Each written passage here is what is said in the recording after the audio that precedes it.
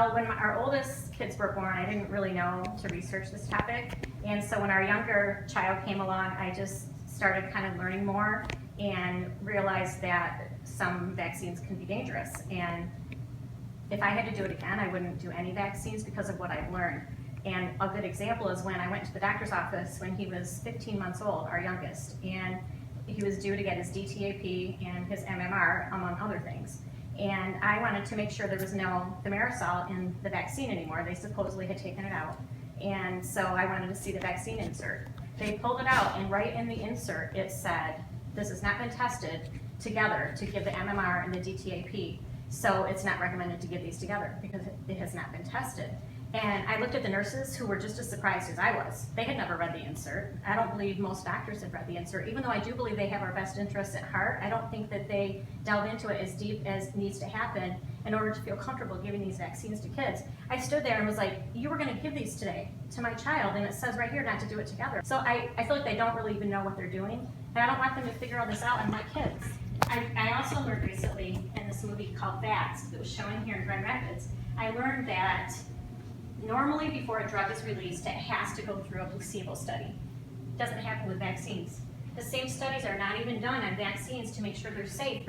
Our legislators get more money to be swayed from pharmaceutical and vaccine companies than any other organization.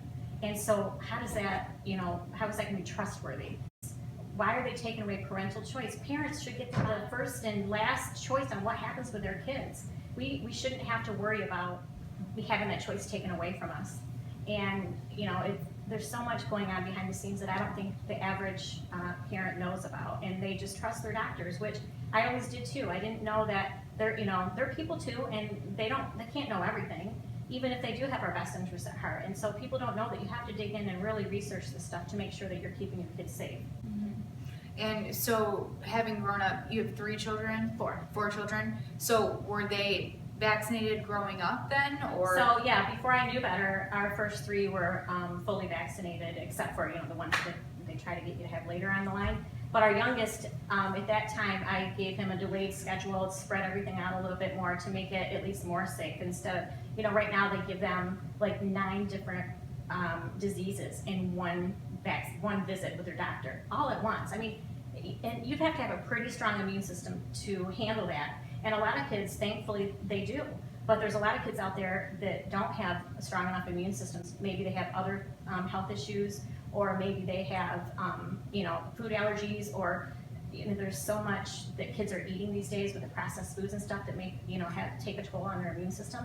So a lot of kids are not strong enough to handle that, and that's why you see so many vaccine injuries now. So yeah, I didn't know better with my first ones, but with our youngest, we spread it way out. But again, now that I know more, I wouldn't do any more vaccines.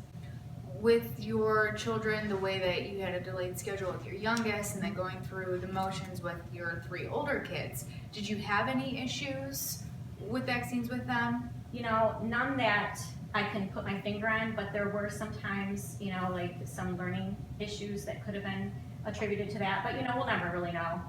There's so many variables and so many levels of vaccine injury. So, there could be some kids that have behavior issues or learning issues, and that could be attributed, and then there's some that have full-on autism, which, of course, a lot of doctors believe there's not a connection, but there's been whistleblowers in the CDC saying that there was studies that were hidden that showed very clear connections.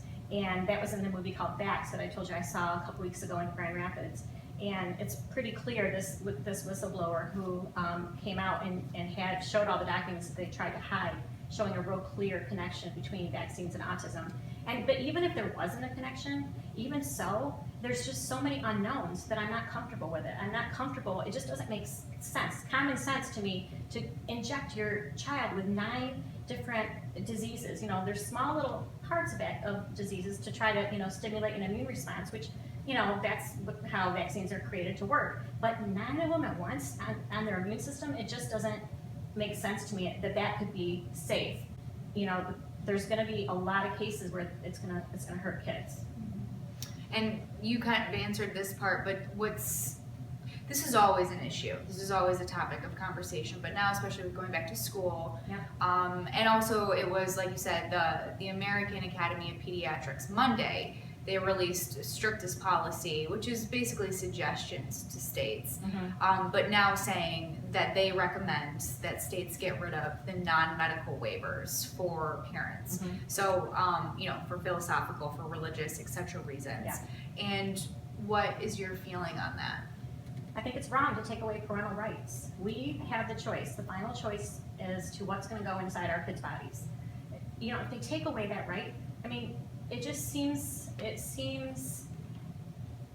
so wrong. It seems like Nazism to me. Like they're telling us what's going to go in our kids' bodies, whether we have a choice or not. You know, it doesn't make any sense to me.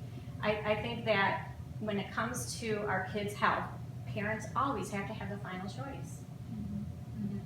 And you know, when you talk to most physicians, most pediatricians, like for instance the man we talked with earlier today, his point of view is, you know, vaccines are paramount. It's a huge stride in medicine. It's one of the biggest, and has just no doubt that all children should be vaccinated. And then you go to last year, right? The Disneyland outbreak of the measles. And that led to feelings of maybe because the kids weren't vaccinated and how quickly those diseases spread, which should have been eradicated or were eradicated by vaccinations. What's your response as somebody who is anti-vaccine now to diseases like the measles popping up in 2015? Well, first of all, there are documented cases, many of them, when people have been fully vaccinated and they still get the measles. So, you know, they're not even effective. So that's one side of it. The other thing is, you know, you look back in the 1990s, there was an outbreak where almost 30,000 people got the measles, but we didn't hear anything about like this big epidemic of 1990, you know, because a lot of it is fueled by like a media frenzy. And they go gangbusters on it, and nobody talks about how for most kids, yes, there's some that are hurt, you know, long term by measles, but for the most part, kids have no problem with the measles. They fight it off. It's not pleasant. They fight it off, and their immune systems are stronger for it. You think about when I was a kid, and probably when you were a kid too, people got the measles, they got the mumps, they got chickenpox, and it was, you know, they had to stay home from school for a few days, and then their body fought it off, and then their immune system was so much stronger for it. And that, you know, you wonder if that's not part of the reason why today so many kids are struggling with, you know, health issues and food allergies, and their immune system just can't handle anything like we used to. We used to be stronger. Our immune systems were stronger. Our bodies are made to fight this stuff off.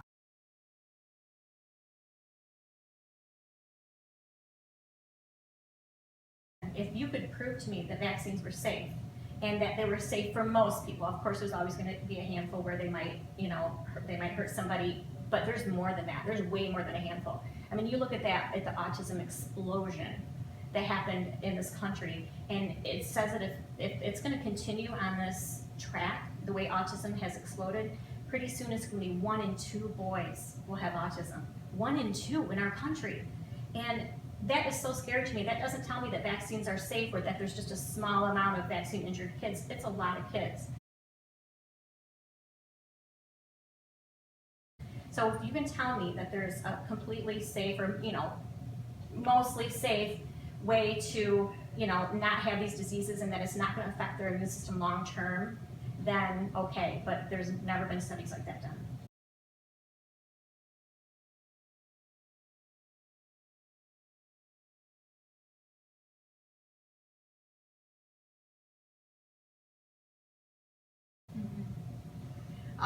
I think all of that is very helpful. Anything else that you want to put out for the parents who are on the fence, or even for the parents who are against vaccines? Because, you know, like we've talked about for more than a year now, it's difficult to reach out to that community. People on both sides are guarded about talking about personal decisions like this. So. Anything else you'd like to put out there? I would just like to say, and I tell this to my readers all the time, don't believe me. Don't believe your doctor. Don't believe what you read on the internet. Do your research and talk to everybody. take all these things into account. Find reputable studies and see what they say. You know, you don't want to just blindly follow anyone, because you can't do that with your kids' health. I was, too naive early on, and I did a lot of things that I, wish I hadn't with my kids. I wish I would have fed them different, because I didn't know the power that food has. And I wish I would have researched this vaccine issue a lot more. But I didn't know then that you have to research everything. You can't blindly trust anybody with your kids' health or with your own health. Yeah, well said. Thank you very much for talking with us. Sure. I appreciate it. No problem.